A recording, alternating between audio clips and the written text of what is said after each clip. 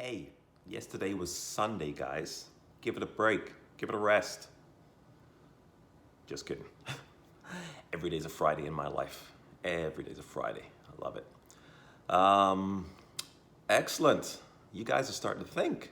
Got some great feedback, great questions. I was actually chatting with people for, I don't know, a couple of hours last night, which was very interesting, very insightful, and like I said, love doing it. Apologies if I can't get back to everybody. More and more questions coming every day, which I love. So we had a couple of questions. One, we'll talk about a little bit about the sprinting. It's funny, you think about the things we're going to talk about today, sprinting and intermittent fasting. I've always wondered why I was so successful in track. And we were doing these things. There was no names for these things. There was no intermittent fasting 30, 40 years ago, or high intensity training, HIIT training, and all this stuff. We just used to do it. Barcelona was 30 years ago almost. Ask Colin, Mr. Colin Jackson, how we used to eat. We never used to eat. We used to fast most of the day. We didn't think it was fasting. It's just we had to train. So we'd get up, have a cup of coffee, and we'd go training all day long. And we'd come and have some of his parents' amazing Jamaican cooking for dinner. So basically we'd fast the whole day. We've been doing this for years and years and years. And I did some research last night and this morning again on intermittent fasting, and these doctors saying, last 5, 10, 15 years, the science, the research has come through how profound it is. My number one tip for everybody this holiday is to learn how to intermittent fast. If you want to get healthy, and that includes weight loss and everything else, because it's health is the most important thing. It's the foundation. People think I get on people that have a little bit too much body fat on them, but I don't care really. I care about your health, and it's not the body fat you see. It's the fat around your organs that's causing all the problems, and it's going to be later in life. Like I said, you 20-year-olds, you teenagers, knock yourself out. You will be knocking yourself out later. It's going to catch up to you.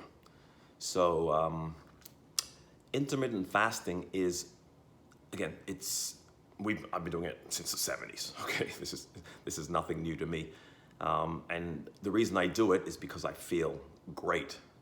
I can't remember the last time I haven't felt great when I get up in the morning. I get up early and I have lots of energy, and people talk about, well, if I do that, I don't have any energy. Then you're doing it wrong, because actually what it does, intermittent fasting, and thanks, Carlin, this is Max's little sister, for bringing this up last night, amongst other people. I've had this, it's funny how it happens. It's about 4 or 5 people asked me about intermittent fasting. So I was talking with Carlin last night online, and here we go. So again, most people do it wrong. You still got to eat good food, because when you intermittent fast and you are lacking in energy, that means your body's still burning sugar. So you haven't switched over. The primary fuel for your body is fat. Okay, if you can't get at it, then you're going to be hungry. Then you're going to be lacking in energy. There's way more energy released from fat molecules in the body than from sugar. Produces ATP, which is the currency of life, let's call it.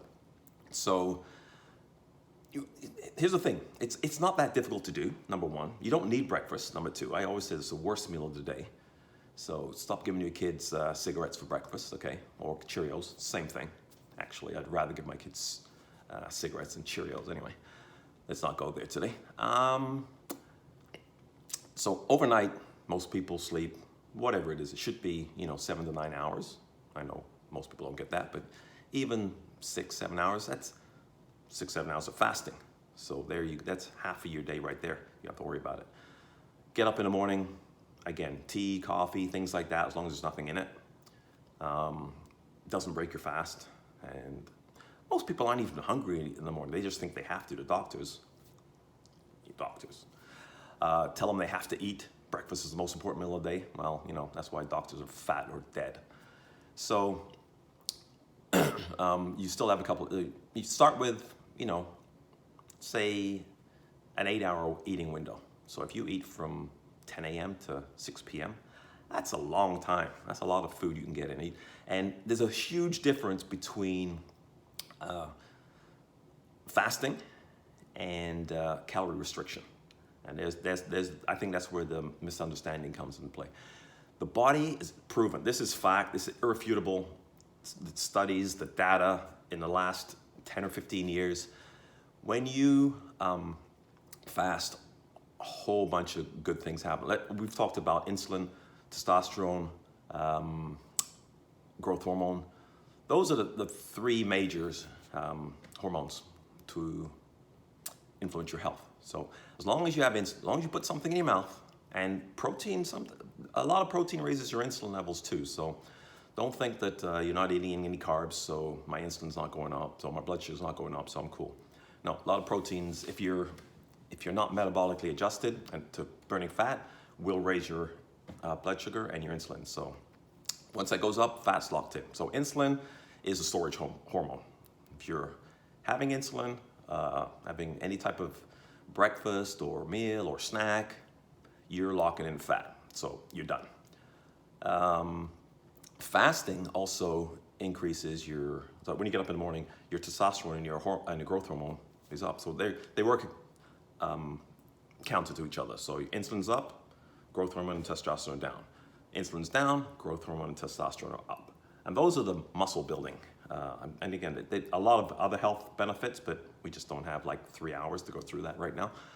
But basically, it builds more muscle. So even people trying to gain weight, muscle weight, like good weight, it's counterintuitive. You don't think, I'm going to fast and actually gain muscle. Well, yes, you will, because you have more testosterone and growth hormone, which are the biggest fat burning and muscle building hormones in the body. And you actually gain more muscle if you're training correctly as well. So you got to put the pieces of the puzzle together. You can't just, sit on the couch and starve yourself a little bit and then throw some, mac and cheese in and expect to lose weight and be healthy. So you have to get this down. But the best way to start your new year is to learn how to fast.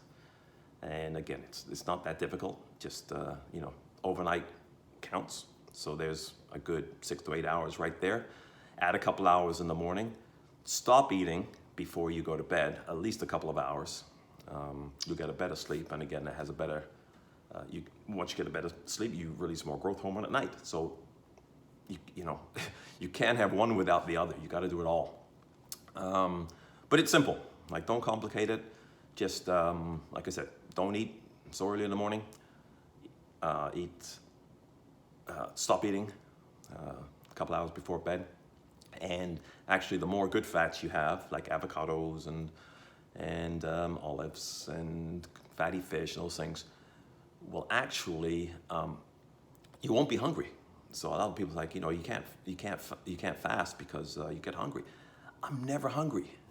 I have to actually force myself to eat because I know I'm going to wither away if I don't. But you're never hungry, because when you fast and you release, your insulin's down, you release more fat, you burn more fat, your body's satisfied. But you got to get to that state first. You got to learn how to, it might be a struggle at the beginning because you're used to burning sugar. And insulin goes up and down. As soon as it goes down, you get hungry. So you got to get through that stage. It might take a couple of days. It won't take long. Just pile in the good fats and shorten your eating window, and you will have fun. I've never heard of anybody, even the studies I was listening to this morning, every single person has come off diabetic medication type 2. And I'm going to start calling those two different things because we both know that they're not the same disease. But what they call type 2 diabetes, everybody's come off medication, high blood pressure, high cholesterol, just by intermittent fasting and increasing their good fats and cutting out processed foods. That simple. I started to talk about the other question because I knew this one was going to be a long answer with regards to the workout and sprinting, high intensity training, things like that. Keep doing the squats, keep doing the push-ups, keep doing the sit-ups, lunges, step-ups. start building your basic strength, your foundation, and then coming into the new year, I'm gonna put together some workouts for you guys, which include more dynamic stuff, plyometrics. This is the type of stuff I do in the winter because, as you can see, I ain't going out in that. I'm usually out for most of the year when it comes to sprinting, doing hill work and track work. But there's a time in Toronto where we can't do that. So I do all this work and I'll show you how to do that. But you still need to build your foundation first. So keep going. Like I said, it doesn't have to be long. Just make sure it's consistent, make sure it's daily. You don't need a gym, you don't need to go anywhere. Get up in the morning, you can be done in 10 minutes, get on with your day. Okay, woo, got that out. Any questions? Keep them coming. Love it. See you tomorrow.